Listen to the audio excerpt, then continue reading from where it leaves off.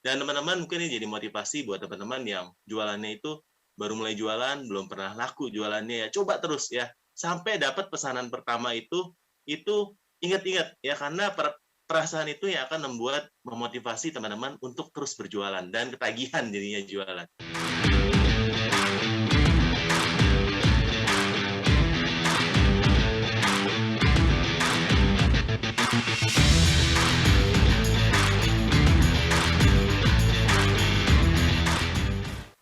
Terima kasih banyak Tata. Halo sahabat GoTo, selamat datang di Konferensi Maju Digital 2021. Saya Marisa Anita.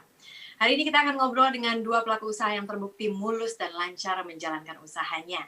Dalam sesi ini, kita akan sama-sama memahami dampak adaptasi teknologi dan pengaruhnya ke perkembangan bisnis, bagaimana jadi brand nomor 1 dalam persaingan di platform digital, tips inovasi produk, dan menjaga kesetiaan konsumen, dan bagaimana memperluas pemasaran melalui kerjasama melalui e-commerce. Topik obrolan kita hari ini adalah mengetahui nilai keunggulan operasional digital melalui teknologi. Langsung saja saya perkenalkan para pembicara kita hari ini. Kita ada dua. Yang pertama adalah Jonathan Ko. Dia adalah seorang e-commerce expert yang mungkin teman-teman biasa kenal dengan nama Om Botak. Dia juga Managing Director dari Om Botak Group yang bergerak di beberapa bidang seperti retail dan makanan. Dia juga seorang penulis buku best-selling, Marketplace Marketing in Tokopedia. Pembicara kita yang kedua adalah Sylvia Surya. Dia adalah founder Menanti dan juga co-founder Kopisu. Dulunya dia adalah seorang fashion stylist, namun karena dia suka banget dengan kopi dan juga dunia F&B, akhirnya membangun Kopisu. Halo Om Botak dan Sylvia, apa kabar? Halo Marisa, baik. Halo Marisa, apa kabar? Baik, semoga sehat selalu ya. Amin. Kita sehat Amin. semua selalu. Halo juga.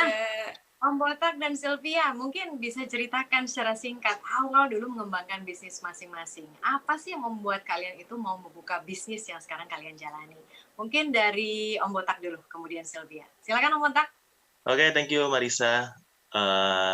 Singkat aja ya, tapi sebenarnya ceritanya ini saya sudah jualan di Tokopedia udah 10 tahun lebih tahun ini ya. Jadi sudah lumayan lama dan saya bersyukur banget kenalan dengan Tokopedia.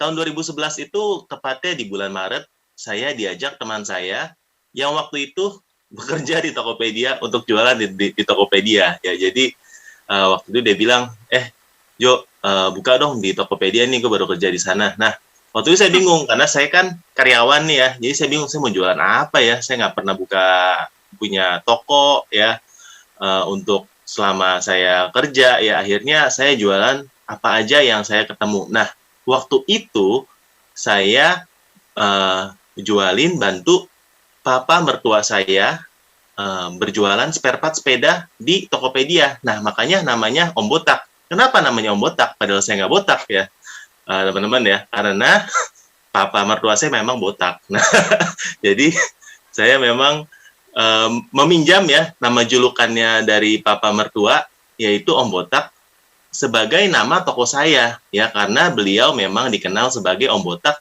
oleh pelanggannya yang sudah mengenal dia karena dia sudah punya toko offline untuk perlengkapan sepeda itu sudah puluhan tahun ya. Jadi karena di langganannya terkenal dengan Om Botak, saya pakai nama itu.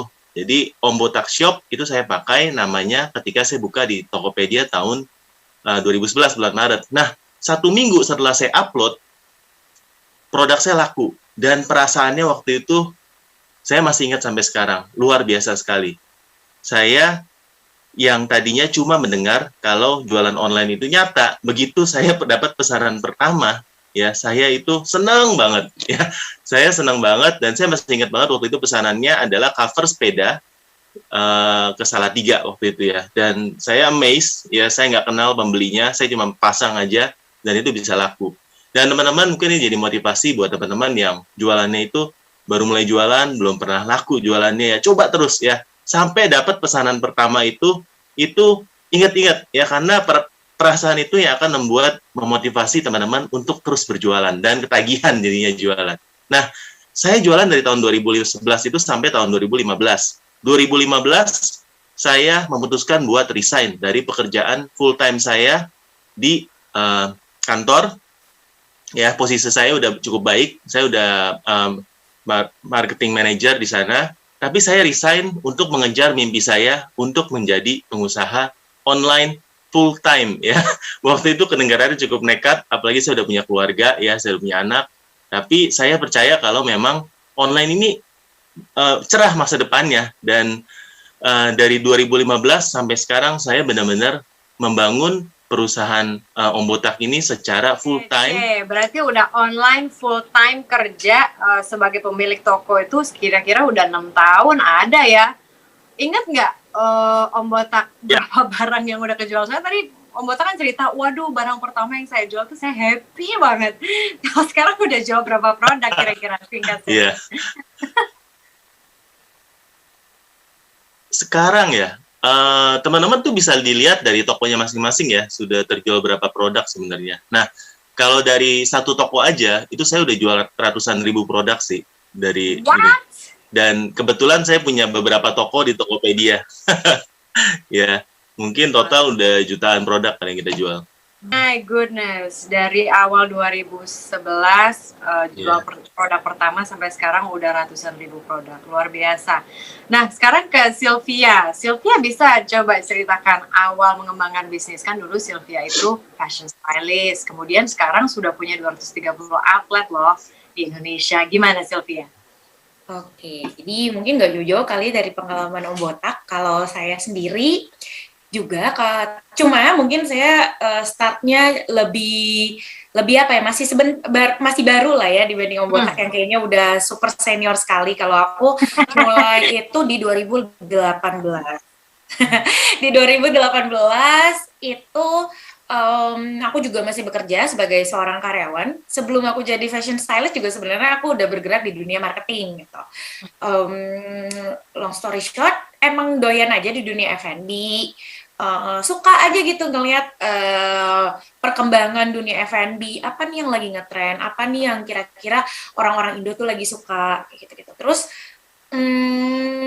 apa ya, emang dari dulu tuh pengen punya bisnis tapi belum terarahkan kemana gitu. Ini itu dicoba, ini itu coba jualan juga pernah, dan sampai akhirnya bukan nih brand F&B pertama si Kopi Su ini barengan dengan partner yang lainnya.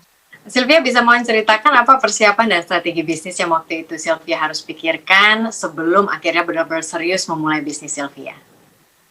Oke, jadi kalau menurut aku hal yang benar-benar kita harus siapin ketika saat mau mulai bisnis, apalagi punya bisnis F&B dengan sistem kemitraan, yang paling penting adalah manajemen yang memang sudah siap, SOP, kemudian juga bisnis plan yang jelas, karena nantinya ketika saat kita sudah menggandeng mitra usaha, partner, at least kita sudah tahu mau mengarahkan brand ini gimana. Campaign mungkin dalam waktu 2-3 bulan sampai 1 tahun ke depan yang akan kita jalankan itu seperti apa.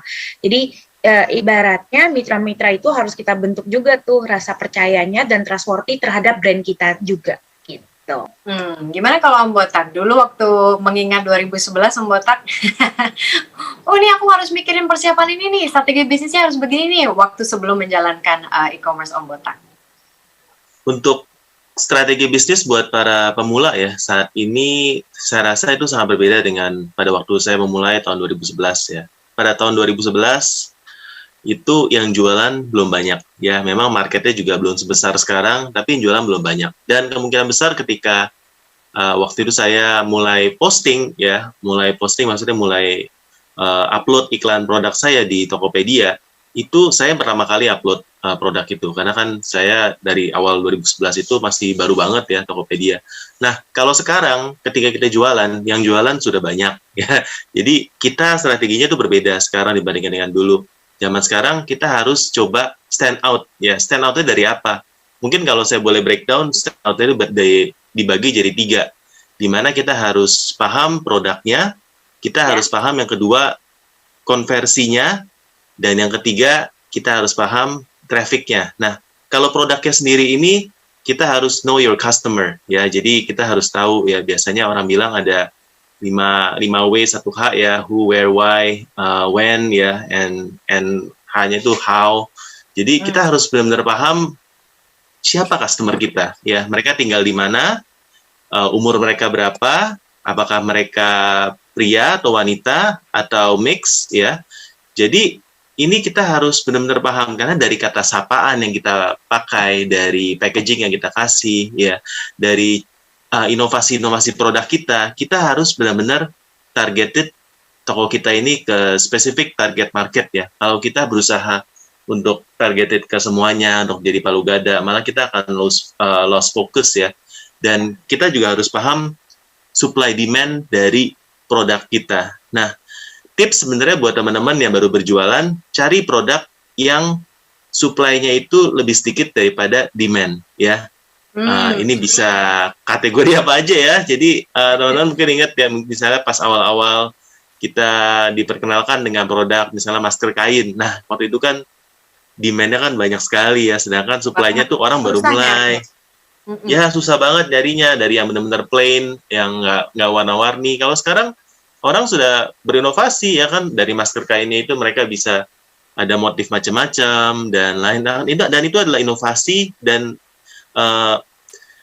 bisa dibilang itu adalah kecerdikan dari seller-seller untuk beradaptasi ya dalam melihat perkembangan zaman dan melihat kira-kira skill saya ini bisa dimanfaatkan untuk kebutuhan atau demand masyarakat seperti apa ya. Jadi know your customer dan benar-benar bisa melihat supply demand yang sedang terjadi di dalam masyarakat sekarang. Nah, yang kedua itu konversi. Tadi yang pertama itu produk ya. Kalau konversi sendiri ini sebenarnya banyak nih, Marisa nih. Ada foto ya, foto produk. Kalau zaman dulu foto produk itu harus putih ya. Kita dibilang, wah foto produk putih supaya produk kamu tuh jelas, detailnya semua dibaca dengan baik. Nah, kalau zaman sekarang nggak melulu harus putih ya. Foto produk itu harusnya stand out, bukan putih. Ya, kalau semuanya sudah putih, kamu hijau sendiri dan kamu akan stand out ya. Kalau semuanya hitam ya, kamu coba mungkin kasih pink sendiri warnanya dan kamu akan stand out karena sekarang ini harusnya kita stand out. Yang jualan udah banyak ya. Jadi customer bukan cuma perlu detail tapi perlu stand out, perlu bisa melihat how this product relate to them ya. Maksudnya dari judul produk juga harus tepat, kita nggak boleh spam ya. Kita kalau zaman dulu saya awal jualan kita spam ya.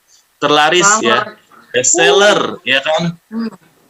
Judulnya saya penuhin sampai ujung ya, semuanya saya masukin ya. Dari saya jualan baju tapi saya tulis jualan celana juga, jaket ya, fashion pria best seller 2022. Nah, itu banyak kata-kata spam yang memang sengaja dimasukkan supaya traffic produk mereka tuh kencang ya. Tapi makin kesini toh dari algoritmanya Tokopedia ini makin melihat bahwa produk yang judulnya itu simple, yang judulnya itu straightforward, yang memang dari CTR-nya, click to rate-nya itu tinggi, itu lebih baik dibandingkan dengan produk-produk yang dianggap ya spam ya oleh AI-nya Tokopedia. Nah, dari packaging ya kita juga harus menarik, dari service, dari balas chat, dari kirimnya, dari apabila ada customer komplain ya itu juga kita harus stand out. Ya, jadi banyak sekali yang harus ini dan ini akan semakin kompleks ya karena memang dari fitur yang ada pun jadi semakin beragam ya sesuai dengan kita sebagai seller. Nah, yang ketiga setelah produk konversi kita bicara masalah traffic. Nah, traffic ini nanti kita akan discuss lebih lanjut ya. Tapi kita akan bicara masalah top ads ya, Tokopedia Ads kalau teman-teman belum familiar ya. Jadi ini bagaimana caranya kita beriklan di platform Tokopedia. Kita juga harus integrasi social media dengan marketplace dan kita juga harus bisa mencari who is our loyal customer, karena kalau kita keep looking for the new customer ya, kita cari customer baru terus, itu kita akan capek ya. Kita harus ketemu dan mencari repeat customer ya, di mana customer ini adalah customer yang sudah membeli dari setahun terakhir atau sebulan terakhir sudah pernah beli dan mereka belanja lagi karena mereka memang nyaman dan suka dengan produk kita. Dan itu semua datanya itu bisa kita lihat di Seller Center Tokopedia. Jadi it's a very useful tools yang sudah disediakan sama Tokopedia. Iya, betul banget. Jadi ini sebetulnya Om Botak ini paham sekali bagaimana menggunakan teknologi digital yang diberikan oleh Tokopedia ya untuk menaikkan penjualan gitu. Nah, kalau misalnya dari Sylvia, kira-kira apa yang orang perlu pahami ya dari digitalisasi bisnis baik dari kacamata pebisnis dan juga kacamata konsumen gitu. Kalau tadi kan Om Botak ngomong kasusnya dia di Tokopedia. Nah, kalau misalnya menggunakan GoFood nih di F&B, seperti apa Sylvia penggunaan datanya?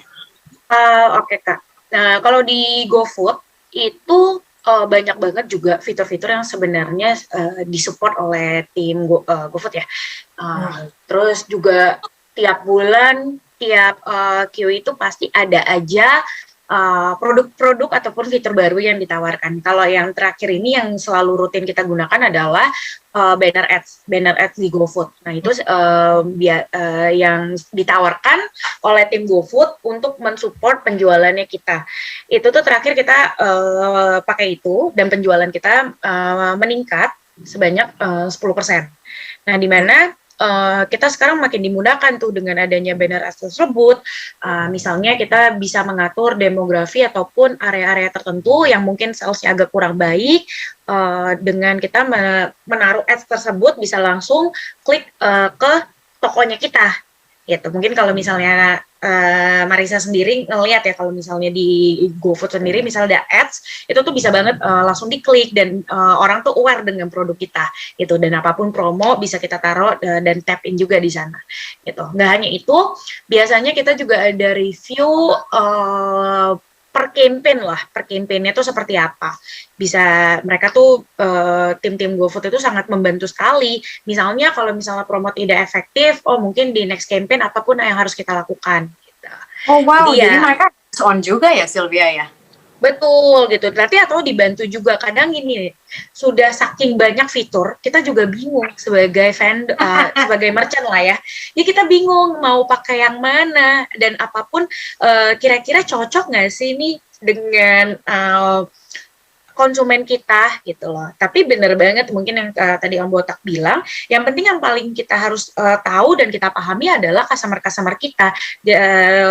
Sifat dari tim GoFood hanya lebih ngebantu ataupun merekomendasikan ads apa nih yang harus dipasang dan berapa kali dalam seminggu ataupun dalam sebulan yang efektif gitu. Jadi hal tersebut itu kita cukup sangat dibantu oleh kita bilangnya RM ya, relation dari timnya GoFood sendiri ke kita gitu.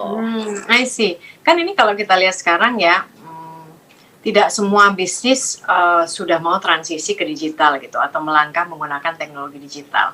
Menurut Sylvia, apa yang kira-kira pelaku usaha lewatkan ketika tidak menggunakan teknologi digital dalam menjalankan usahanya?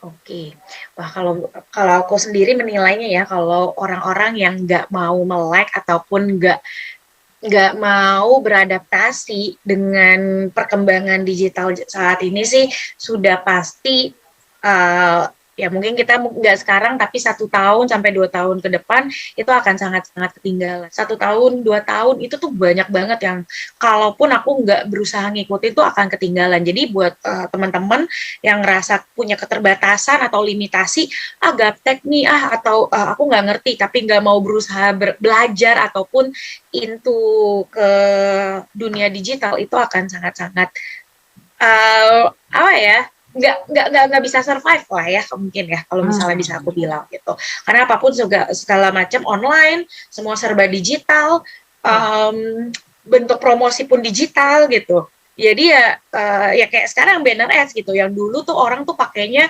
billboard gede di jalan, tapi dengan adanya sekarang dipermudahkan dengan banner ads, itu adalah bentuk transformasi bagaimana kita memasang billboard tapi dalam bentuk digital dan di platform yang benar-benar targeted banget gitu. Jadi ya buat teman-teman jadi nggak ada tuh kata kayak ya memang mungkin kita ngeliatnya mahal segala macam, cuma bisa di-compare dengan kalau kita melakukan kegiatan-kegiatan promosi offline, nggak akan ketahuan siapa gitu loh. Tapi kalau misalnya di online semua ke-detect, semua jelas datanya, siapa aja yang klik, siapa aja yang masuk ke toko kita gitu. Jadi ya buat teman-teman benar-benar harus bisa beradaptasi sih. Om Botak mau menambahkan? Kayaknya tadi ngangguk-ngangguk nih Om Botak.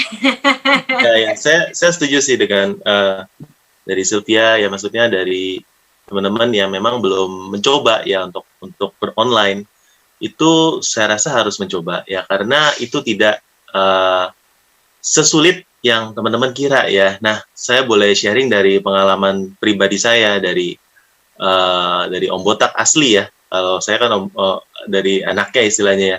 Nah, dari papa mertua saya itu udah hampir 70, tapi papa sampai sekarang masih berjualan di Tokopedia dengan tokonya sendiri. Jadi teman-teman kalau bisa cari itu yang jualan spare part sepeda, ada Om Botak Sepeda, itu tokonya papa. Nah, sampai sekarang pun dia mengelola toko itu sendiri, dari balas chat, dari upload produknya sendiri sampai ke kirim barang ya, walaupun kita sudah kasih dia mungkin printer, tapi beliau lebih suka kalau tulis tangan ya, karena itu memang melatih tangannya ya kan, supaya istilahnya ya memang senang ya, hobi ya. Memang sampai sekarang dengan teknologi beliau pun bisa tetap jualan dari rumah ya, walaupun dari toko fisiknya udah nggak ada, tapi bisa mengerjakan sesuatu yang memang passionnya dia dari muda ya sampai sekarang.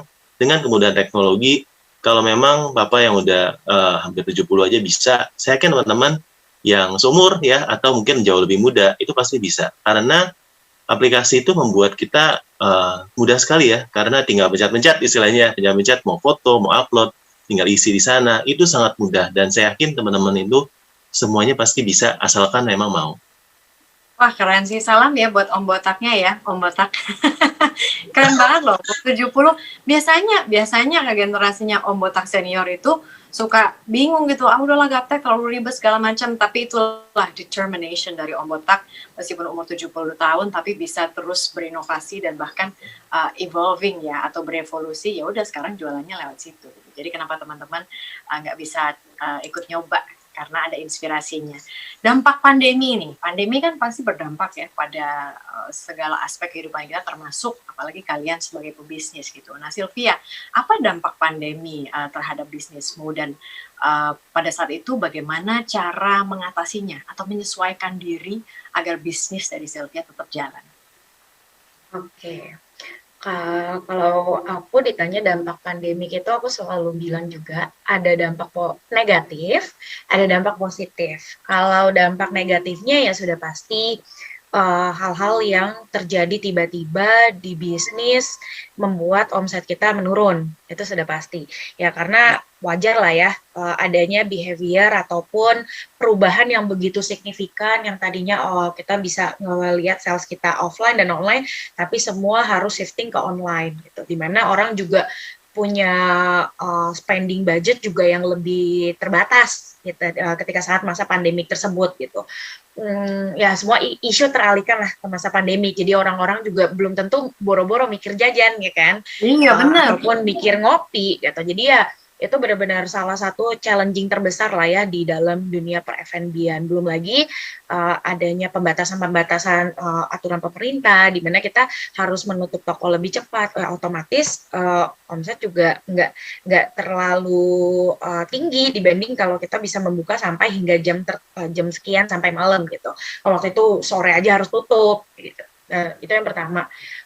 Tapi aku selalu bilang ya, dan menjadi refleksi lah ya di saat pandemik ini, menjadi refleksi buat para pebisnis, pelaku usaha ataupun siapapun, di mana kita ngelihat sesuatu tuh benar-benar tetap harus dengan kepala dingin dan segala positif. Even memang kemarin tuh bisa dibilang titik terendah, dibilang worst apa ya, bisa dibilang terburuk lah ya dari sepanjang aku ngejalanin bisnis gitu. Tapi di mana kita juga tetap harus berpikiran positif. Memang kedengarannya agak klise, tapi ya kalau kita sendiri sebagai seorang leader kita nggak bisa berpikir positif, aku nggak tahu deh caranya ngehadapin tuh bagaimana gitu. Karena semua kan mental tergantung leadernya ataupun tergantung business ownernya.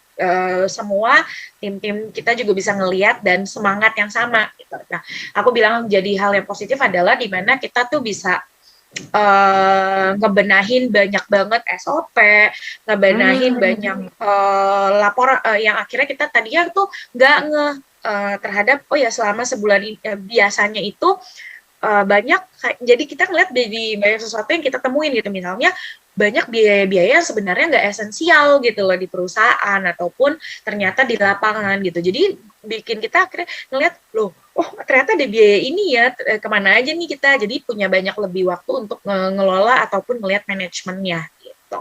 Karena kan pada saat pandemi itu banyak banget ya efisiensi, banyak-banyak cost yang harus kita cut kayak gitu-gitu ya. Jadi ya memang itulah tantangan ketika saat pandemi kemarin gitu. Tapi ya hopefully benar-benar ada sesuatu hal yang bisa kita akhirnya ngelihat peluangnya gitu. Iya, kalau misalnya Om Botak, ada nggak dampak pandemi terhadap penjualan produk di Ya, halaman? sama sih seperti Sylvia, dari pandemi ini udah pasti kita impact-nya ke semua sektor ya, even ke kita yang memang dari awal tuh sudah full online. Jadi ada good and bad-nya ya. Kalau kita sih lebih ke produk-produk ya, karena kita jual selected wide range of product ya. Jadi ada produk-produk kita yang terdampak, ada yang justru naiknya juga bagus ya. Sebagai contoh, kita ini kan toko buku ya, dari Om Botak official store ini kan toko buku di Tokopedia ya. Nah, kita jual tas sekolah sama buku tulis, di mana anak-anak nggak sekolah, nggak pergi ke sekolah ya, bukan nggak sekolah ya, tapi anak-anak nggak pergi ke sekolah, jadi mereka nggak kebutuhan akan tas sekolah itu turun drastis. Dan buku tulis pun juga, karena mereka sudah banyak switch ke online ya, jadi ada barang-barang yang ketika awal pandemi ini sangat terdampak ya. Tapi ada produk lain, seperti kita kan di toko buku itu banyak buku bacaan ya, buku self-help, buku bisnis.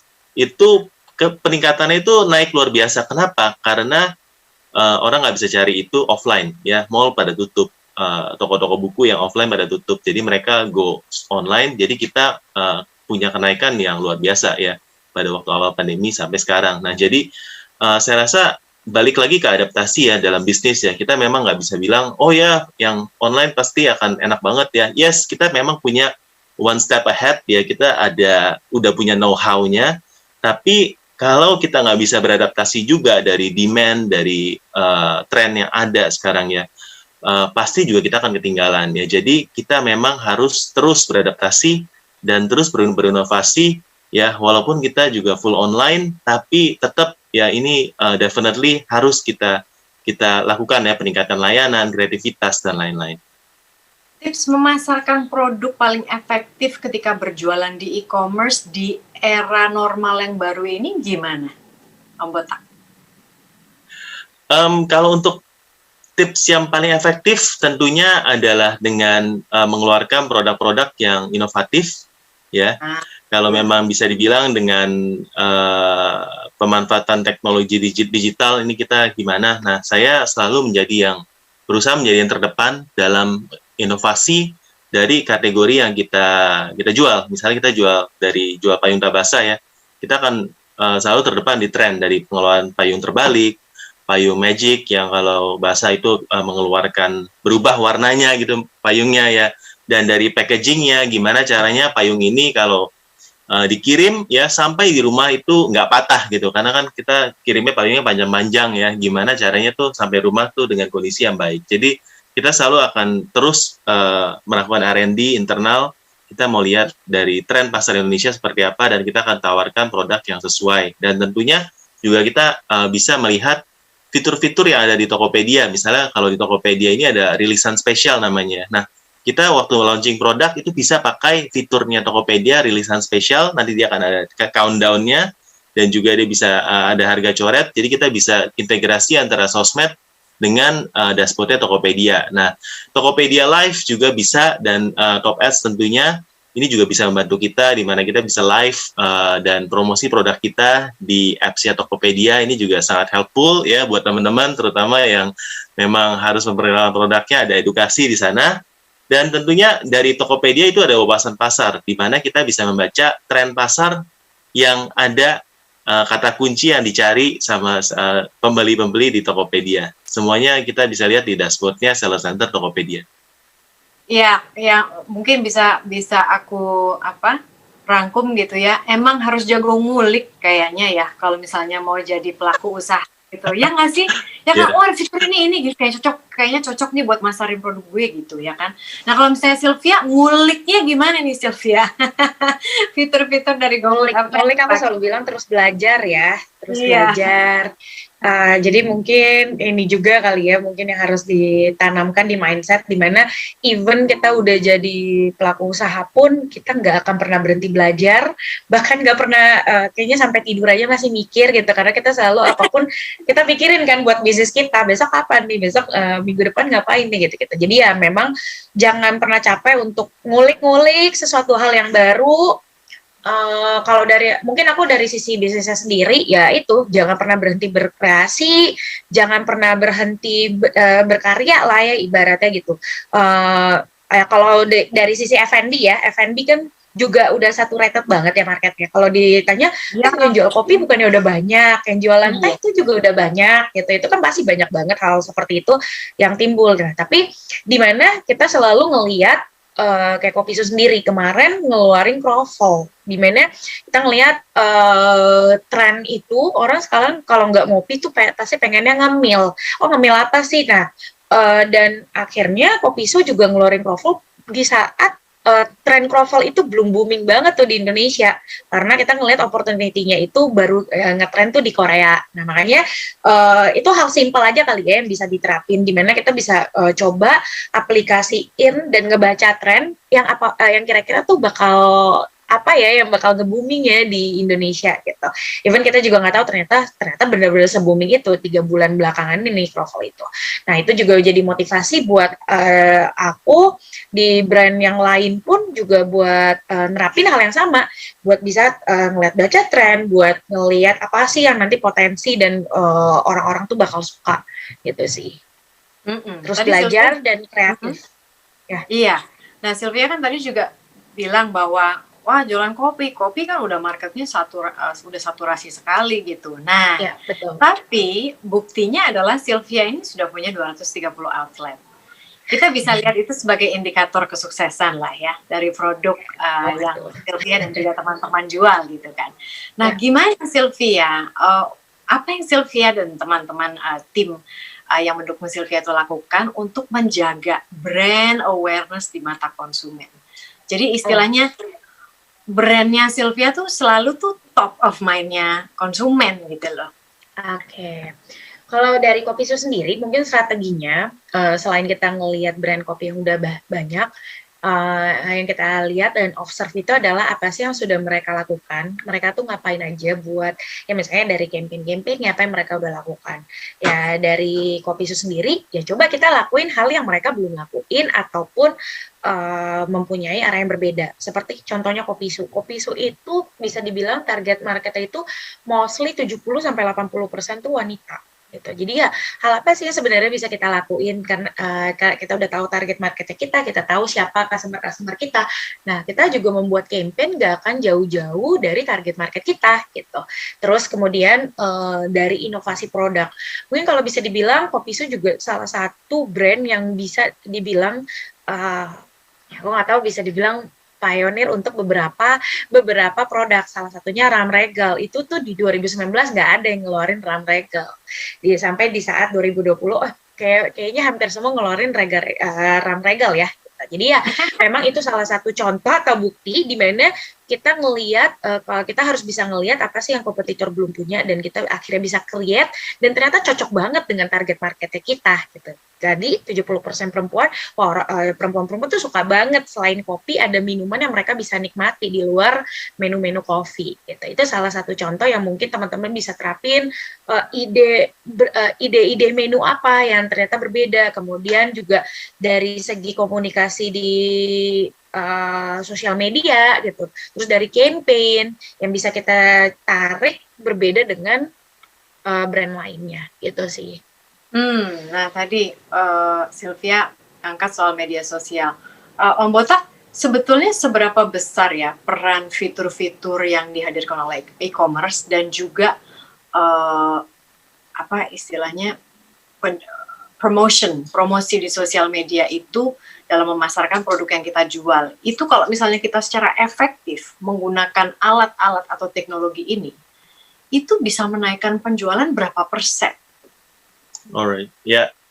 Nah, kalau kita bicara soal iklan ya, pasti mindsetnya dari teman-teman yang belum pernah beriklan itu pasti, wah, kita kenapa harus beriklan ya? Padahal Tokopedia kan tempatnya kita jualannya kan free ya, bisa dibilang kita bisa pakai itu secara free ya. Tapi sebenarnya mindsetnya kalau dari saya ini seperti ini. Nah, kalau kita memang punya toko offline, di mana itu kita harus ada biaya sewa toko ya. Kalau kita buka di kios di pasar, ya kan. Kalau kita buka kios ya jualan kopi su itu kan pasti ada udah ada sewa tempat ya, udah sewa tempat plus SPG. Karena ya harus ada yang jaga ya SPG kan. Nah, kalau gaji dari kita sewa SPG aja misalnya dengan UMR Jakarta misalnya 4,2 ya plus kita mengeluarkan sewa tempat ya. Sewa tempat kalau misalnya di pasar ya, paling murah misalnya 1 juta lah ya. 1 bulan tuh udah murah banget ya sekarang ya.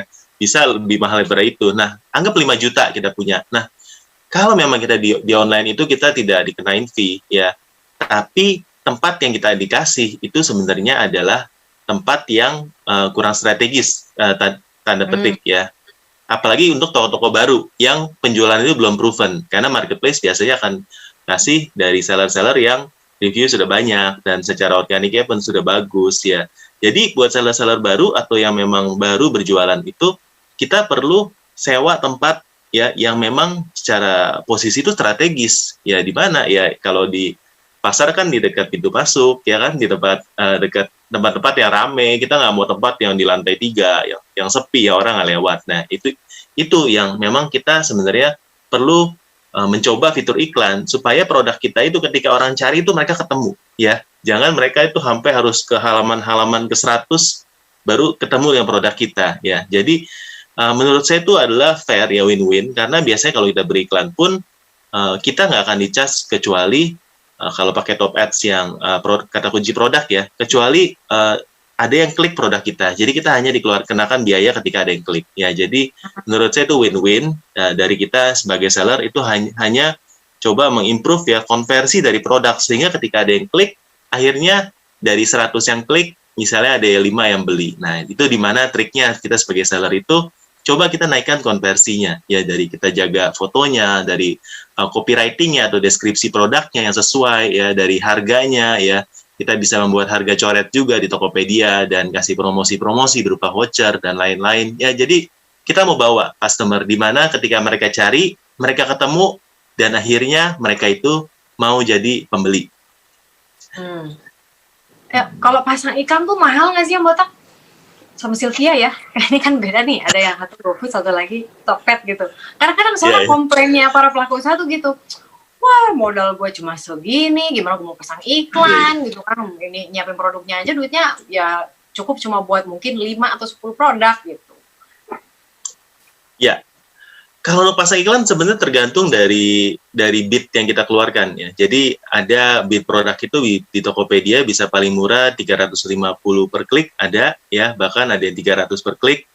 Jadi tergantung dari kategori, murah atau enggaknya itu tergantung dari konversi ya, dan dari profit margin yang kita keluarkan. Jadi saya rasa itu semua harus kita hitung dulu, karena kita nggak bisa sembarangan misalnya bidnya kita naikin aja deh supaya banyak yang klik, tapi kalau boncos ya nantinya nggak jadi apa profit teman-teman ya.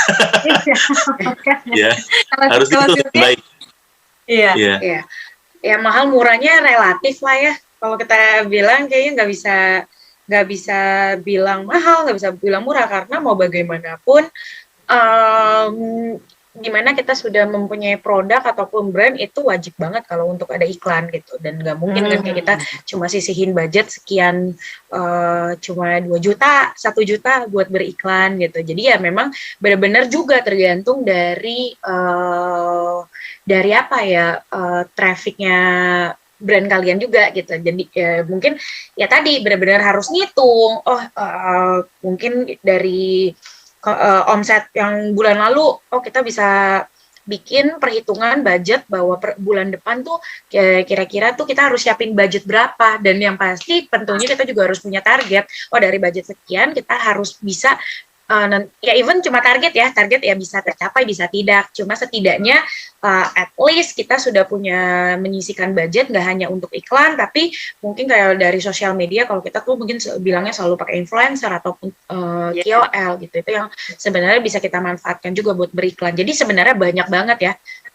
variabel iklan yang sebenarnya bisa kita pakai, platformnya juga banyak banget, budgetnya juga sangat beragam dan itu benar-benar ditentuin dari objektifnya kita mau ngapain nih, untuk sales dulu atau untuk awareness. Jadi itu harus tanya dulu ke diri kita nih sebagai brand, kita mau ngapain di planning kita bulan-bulan berikutnya gitu.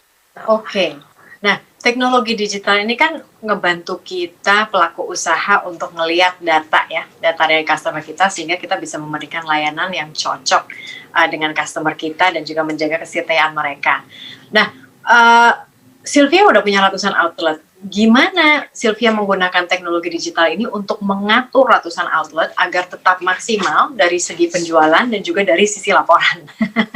Oke, ya, kalau berbicara dengan data ya, kalau menurut aku sendiri, even udah ada ratusan outlet dan kayaknya itu nggak jadi malah data itu adalah satu formula yang benar-benar sangat membantu kita. Nah, di mana data-data itu kita bisa lebih punya campaign ataupun mungkin jenis promosi yang lebih bisa targeted. Misalnya kita tahu nih penjualan mostly itu dari usia orang-orang perkantoran. Oh, bagaimana kita bisa bikin promonya? Atau misalnya kita bisa bikin di jam-jam tertentu di jam 3. Oh, kita tahu mereka habis makan siang nyarinya kopi gitu.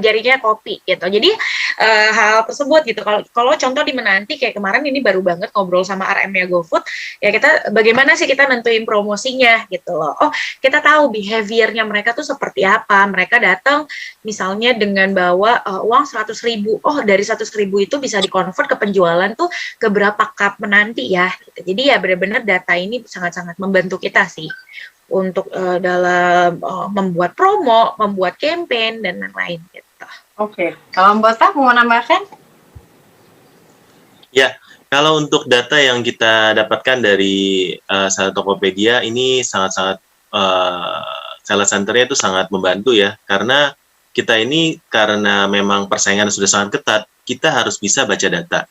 Ya, data-data seperti apa yang biasanya saya baca itu pertama tentunya dari wawasan pasar dan yang kedua dari wawasan produk. Nah, wawasan produk ini ada namanya konversi. Jadi dari setiap 100 orang yang klik, berapa orang yang beli. Nah, kita ingin push ya produk-produk yang konversinya baik, tapi traffic-nya kurang. Ya, jadi kita kalau naikin traffic ya, nanti ini akan impact-nya bagus untuk sales-nya kita. Oke, sekarang kita bicara, tadi sudah sempat disentuh sedikit tentang inovasi. Seberapa penting inovasi produk untuk menjaga kesetiaan konsumen pada produk yang kita tawarkan dan jual? Sylvia, terus kemudian Om Botak. Wah, inovasi itu penting banget ya Kak ya. Gak hanya inovasi produk, inovasi dalam service, bagaimana kita terus improve service kita sebagai penjual biar customer tuh juga tetap loyal dengan kita. Terus kemudian tadi dari segi inovasi produk, apalagi di dunia F&B ya, kayaknya orang-orang tuh lebih cepat mudah bosan, saingan juga sudah semakin banyak, jadi memang sangat-sangat penting sih. Itu udah kayak poin paling fundamental lah di dalam berbisnis gitu. Oke, kalau Mbak Tak?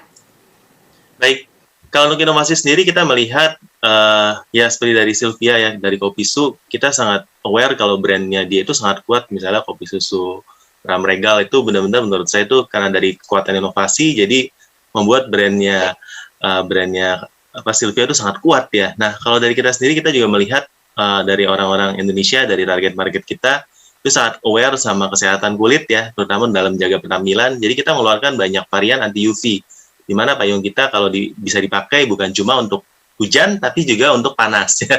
Jadi supaya ada anti UV-nya, tetap kulitnya nggak hitam ya gitu ya. Nah, dari sini pun kita melihat tren warna ya. Kalau dulu sempat ada yang tren itu warna-warna yang cerah, tapi kita melihat sekarang belakangan lebih ke warna-warna pastel. Jadi kita melihat dari tren warna dan juga dari kualitas. Nah, kita bisa jamin kalau payung kita itu biasanya orang beli lagi bukan karena rusak, tapi karena hilang. Yeah. Ini satu pertanyaan terakhir. Pesan boleh untuk sahabat GoTo agar terus semangat mengembangkan bisnis di kala pandemi. Sylvia dulu, kemudian Om Botak. Silakan. Oke, buat teman-teman selalu semangat. Ingat, jangan karena pandemik menjadi batasan buat kita berkarya ataupun berbisnis, karena apapun fasenya, yaitu menjadi menjadi suatu ujian lah ya buat brand ataupun bisnis kita bisa menjadi lebih mature, menjadi lebih dewasa, dan dari kitanya pun sendiri bisa menjadi lebih positif dan makin termotivasi nih karena adanya pandemi.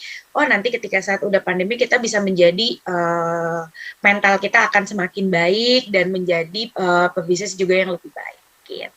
Yes. Om Botak? Oke, kalau dari saya singkat ya, saya sangat suka banget slogannya Tokopedia. Ini slogan yang sebelum tahun 2018, yaitu mulai aja dulu. Jadi teman-teman nggak usah banyak pikir, nggak usah banyak perhitungan gimana. Yang penting mulai dulu ya. Mulai dari barang yang paling dekat dari teman-teman ya. Kalau saya dulu pertama kali jual barang yang memang dekat ya dengan saya dari toko papa mertua ya, teman-teman bisa mulai jual dari barang bekas yang ada di rumah atau apa aja. Yang penting mulai dulu, nanti akan ada jalan ya, karena slogan Tokopedia sekarang itu selalu ada, selalu bisa. Jadi teman-teman pasti nanti ada jalannya, pasti bisa ya gitu. Mantap, terima kasih banyak atas obrolan yang tidak hanya bermanfaat tapi juga seru bersama dengan Sylvia dan juga Om Botak. Terima kasih banyak juga kepada sahabat GoTo yang telah menyimak. Nah, untuk sahabat GoTo yang ingin dapat ilmu bisnis lebih banyak lagi, Anda bisa ikuti komunitas GoTo. Jadi bagi Anda pelaku usaha makanan dan minuman, bisa ikut kompak atau komunitas partner GoFood. Pelaku usaha non makanan dan minuman bisa gabung di kontak komunitas retail Gojek, dan juga bisa gabung di K-Top, keluarga Tokopedia. Yuk, bangkitkan usahamu lewat teknologi digital bersama Gojek, GoTo Financial, dan Tokopedia. Go far, go together. Selamat menerapkan ilmu hari ini dalam memulai dan menjalankan bisnis Anda. Mewakili tim yang bertugas, saya Marisa Anita undur diri. Sampai jumpa di diskusi bermanfaat berikutnya.